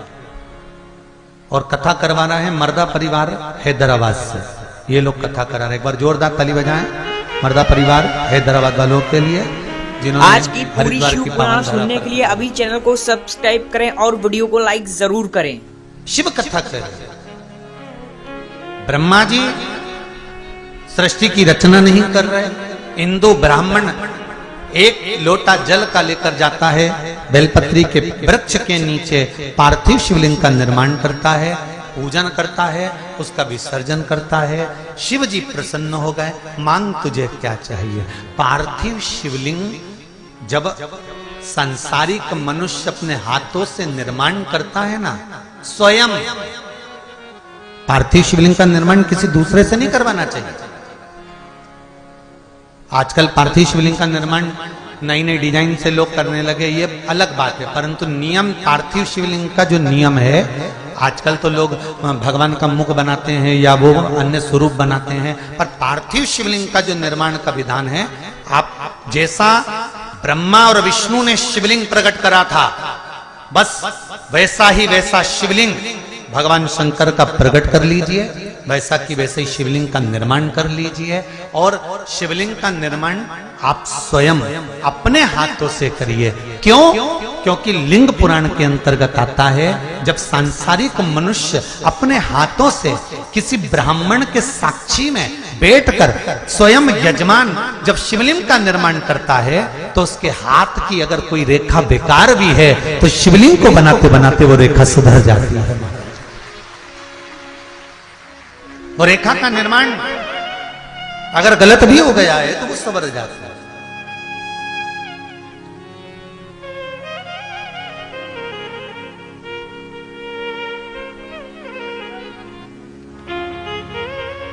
वो एक पहले भजन गाते थे ना, बालू मिट्टी के बनाए भोलेनाथ, चढ़ाऊं लोटा जल, बालू मिट्टी के बनाए भोलेनाथ, चढ़ाऊं लोटा जल।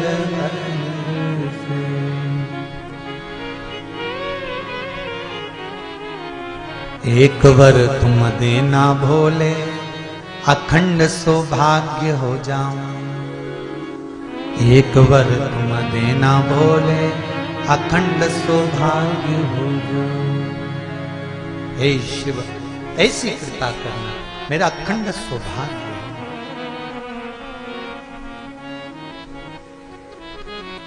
दूजा वर ये देना भोले, गोदी लाल खिलाऊं। दूजा वर ये देना भोले, गोदी लाल खिलाऊं। मेरे बाबा, दूसरा वर ये देना पार्थिव शिवलिंग के निर्माण से कि मेरी गोदी में लाल हो।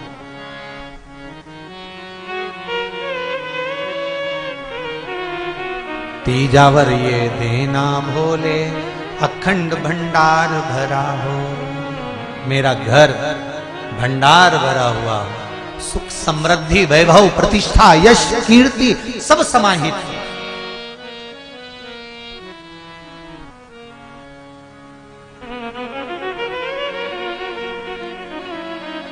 बहुत अच्छे अच्छे शिवलिंग का निर्माण होता है, पर निवेदन करेगी व्यास की, आप अपने हाथों से शिवलिंग का निर्माण करिए। जब शिवलिंग थोड़ा सा आप बना दो और आपसे सही ना बने, तब जो विद्वान ब्राह्मण आपके पास में बैठे हों, कर्मकांडी ब्राह्मण बैठे हों, उनसे कहो गुरुजी मैंने बना दिया, मेरे से जैसा बना, अब आप इसको सही कर दीजिए। फिर ब्राह्मण देवता उस शिवलिंग को श्रेष्ठ कर दिया।